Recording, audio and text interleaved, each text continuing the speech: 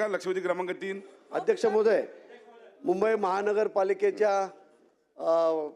महानगरपालिकेमध्ये आज मुंबईमध्ये कमीत कमी 60% ही झोपडपट्टी आहे आणि या झोपडपट्टीमध्ये मुंबई महानगरपालिका दत्तक वस्ती म्हणून वापरते आणि हे दत्तक वस्तीचे जे कामगार आहेत ते फक्त 2च तास काम करतात, बाकीच्या तासात ते निघून जातात। याचं कारण एवढंच आहे की मुंबई महानगरपालिकेच्या दत्तक वस्तीचे जे कामगार आहेत, आज मुंबई महानगरपालिका ही जगप्रसिद्ध महानगरपालिका आहे, अख्ख्या हिंदुस्थानामध्ये 1 नंबर असणारी मुंबई महानगरपालिका आहे आणि या महानगरपालिकेचे जे कॉन्ट्रॅक्ट पद्धतीचे कामगार आहेत त्या कामगारांना फक्त 180 रुपये वेतन भेटतो दिवसाला, 180 वेतन। एवढी मोठी महानगरपालिका आणि महानगरपालिका एवढी मोठी असून पगार एकदम कमी देतोय आणि हा पगार कुठून काढायचा तर झोपडपट्टीमध्ये जे साफसफाई करायला जातात ते कामगार प्रत्येक घरामध्ये 10 रुपये, 20 रुपये, 30 रुपये असं भीक मागून नंतर त्यांचा पगार घेतात। ही महानगरपालिका मुंबई महानगरपालिका आहे। अध्यक्ष महोदय, या मिनिमम वेजेस जे आहे ते आपल्या केंद्र सरकारने कामगारांसाठी किमान वेतन कायदा सर्व कॉन्ट्रॅक्ट जे कामगार आहेत त्यांना किमान वेतन 700 ते 800 रुपये मिळायला पाहिजे। माझी आपल्याला विनंती आहे की ह्या कामगारांना त्याच पद्धतीने वेतन मिळालं पाहिजे। आज त्या कामगार गटर साफ करतात, शौचालय साफ करतात, ते कामगार घरोघरी जाऊन कचरा जमा करतात, तेच कामगार कुठे अर्जंट जर कुठल्या महानगरपालिकेच्या अधिकाऱ्याला साफसफाई करायचं असेल तर ते दत्तक वस्तीचे कामगारच बोलवतात आणि त्यांना काम करायला सांगतात। आज मुंबई महानगरपालिकेचा कामगार जो परमनंट आहे तो परमनंट कामगार कमीत कमी 50 ते 60 हजार रुपये पगार घेतो आणि या दत्तक वस्तीच्या कामगारांना फक्त 180 रुपये पर डे देतात।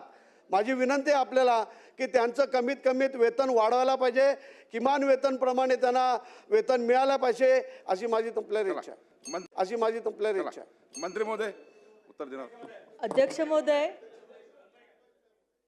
जे मुंबईमध्ये 2001ला जी दत्तक वस्ती योजना होती ती रद्द करून 2012ला ही नवीन स्वच्छ मुंबई प्रबोधन अभियान म्हणून ही योजना आली। अध्यक्ष महोदय, याच्यामध्ये 150 घरांचं एक युनिट केलं गेलं आणि त्या एका युनिटसाठी दर महिना सरकार 5400 रुपये आणि 600 रुपये प्रबोधनासाठी असे त्यांना 6000 रुपये देतात। आणि हे कसं आहे की ज्या स्वयंसेवी संस्था पुढे येतील आणि स्वतः की बाबा अशासकीय संस्था सगळ्या की ह्याच्यामध्ये काम करायला ज्या पुढे येतील, ज्यांना असं वाटतं की आपली वस्ती स्वच्छ राहायला पाहिजे, त्या वस्तीतल्या लोकसहभागातून ती योजना राबवावी अशी संकल्पना आहे अध्यक्ष महोदय। त्यामुळे आपण जे हे 6000 रुपये देतो आणि घरटी 20 रुपये गोळा करायचे आणि कमर्शियल असेल तर 50 रुपये असे गोळा करून त्याला जे काही 10-1 हजार रुपये मिळतील त्याच्यामध्ये त्यांनी स्वच्छता करण्यासाठीची उपकरणं खरेदी करायची त्या संस्थेने आणि त्या वस्तीमधले जे मेडिकल हे घेऊन चांगले जे आहेत लोक जे स्वतःहून वस्तीची स्वच्छता करायला पुढे येतात त्यांच्याकडनं ती स्वच्छता करून घ्यायची अशी ही योजना आहे अध्यक्ष महोदय। त्याच्यामुळे स्वयंसेवक असल्यामुळे ह्यांना कुठल्याही पद्धतीचं किमान वेतन कायदा लागू होत नाही अध्यक्ष महोदय, म्हणून आपल्याला तो देता येत नाही। त्याची माहिती घेऊन त्यांना उत्तर दिलं गेलं। चला शेवटचा प्रश्न घ्या। बोला बोला बोला बोला। हे गरीब कामगार आहेत। एकतर गरीब कामगार आजकाल मिळत नाहीत, त्यांना नोकऱ्या मिळत नाहीत, त्यांना व्यवसाय कोण करून देत नाही आणि हे गटारामध्ये हात घालून बिचारे काम करतात, घराघरातून कचरा जमा करतात आणि कचराचे बिलेट लावायचं काम महानगरपालिकेतून पोचवायचं काम करतात। मी अध्यक्ष महोदय तुकाराम कातेंशी सहमत आहे की ते बोलते ते बरोबर आहे की त्यांची पगार आहे तो वाढला पाहिजे। आजकाल बेसिक वेतन आपलं किती आहे ते बघा आणि त्यांना देणारा पगार किती आहे ते बघा। त्यांना पगार दिला साहेब ते काय करतात माहिती आहे, त्यांना पगार भेटत नाही, मग ते प्रत्येकाच्या घरी जातात 10 रुपये मागतात आणि काय लोक त्यांना भिकाऱ्यासारखे हाकलून सुद्धा लावतात।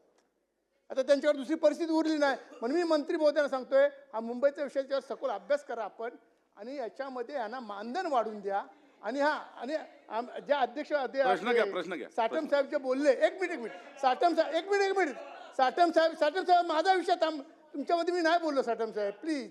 बोला, साटम माझ्याकडे साहेब बोलून बोलले बोला, माझ्याकडे ते बोलून जे काही अधिकारी, ऐका साहेब, जे काही अधिकारी ह्याच्यामध्ये भ्रष्ट असतील, कारण ते पेमेंट त्यांना करतात त्यांच्या कॉन्ट्रॅक्टर, त्या संस्थेला, त्या अधिकाऱ्यांची चौकशी लावा. आणि पण ह्या कामगारांचं मात्र पेमेंट वाढवा. आणि ते जसे साटम साहेब बोलले, त्यांना दिवसातून 2-2 काय, मी तर सांगतो 3 वेळा कचरा उचलायला लावा. म्हणजे मुंबईमध्ये कचरा होणार नाही, त्यामुळे प्रदूषण पण होणार नाही आणि मुंबई स्वच्छ सुद्धा दिसेल, सुंदर सुद्धा दिसेल. हे जे घोषवाक्य ते पूर्ण मंत्री होईल. महोदय उत्तर द्या. अध्यक्ष महोदय, एकतर मी मगाशी सांगितलं की स्वयंसेवकांचं जे सहाय्यक अनुदान आहे ते पण वाढवण्याची बाब ही मनपाच्या आत्ता विचाराधीन आहे. त्याच्यामध्ये आपण उपकरणं जे लागतात त्याचे पण आपण थोडेसे पैसे वाढवण्याचं पण विचाराधीन आहे. अमित साटमांचा जो मुद्दा होता त्यानुसार जी आहे ती माहिती घेऊन अध्यक्ष महोदय मी पटलावर ठेवेन.